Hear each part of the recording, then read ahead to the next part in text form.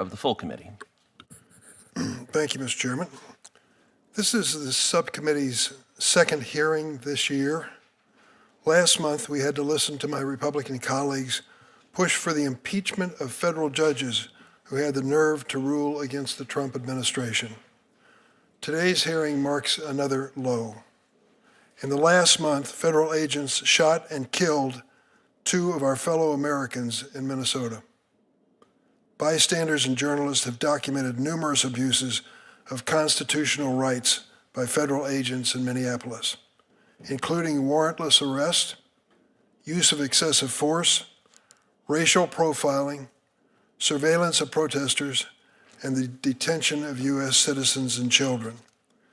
This abuse of power and much-needed oversight of the Trump administration should be the focus of this subcommittee because of the individuals involved in what they have done. Somewhere along the way, many of my Republican colleagues decided they could tolerate the scenes of agents shooting innocent American citizens. But the timely topic to them is fraud by one immigrant group in that same state. As part of their ongoing need to carry water for the president, they have chosen to embrace his bigoted attacks on Somali immigrants, whom he has called garbage. The shameful title of today's hearing reflects that same approach. I want to be clear. Fraud is a crime and it should be prosecuted accordingly. In fact, it was the Biden Justice Department that opened the Minnesota fraud investigation and brought the first prosecution. And it is the Trump Justice Department that has diverted prosecutors and FBI agents away from fraud investigations to focus on the president's mass deportation campaign and his effort to establish some sort of retribution for his political enemies. According to the Cato Institute, a conservative operation, American citizens accounted for 95% of federal welfare fraud losses from 2013 to 2024. American citizens. So to suggest that the Somali community is disproportionately responsible for fraud is just not supported by the facts, even from the Cato Institute. If we're serious about fighting fraud, let's talk about a president who has more than doubled his net worth since his return to office. Blind trust as a possibility have been replaced by eyes wide open money grab. Let's talk about senior administration officials who have misused government resources and taxpayers' dollars for personal purposes and travel.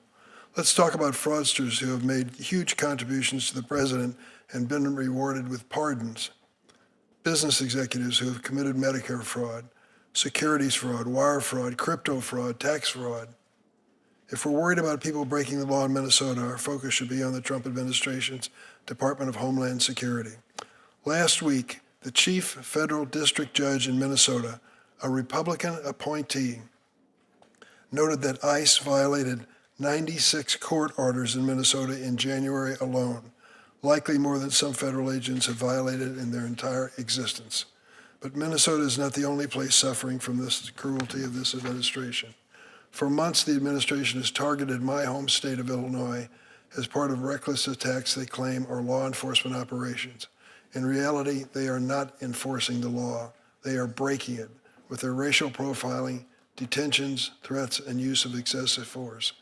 Last month, the administration expanded its attacks by trying to freeze billions of dollars in essential funding for children and families in 5 Democratic-led states.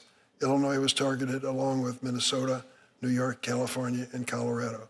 Political retribution at the expense of children. The administration provided no support for their allegations that these states were improperly awarding benefits, but the explanation is obvious. This is another act of political retribution by the Trump administration.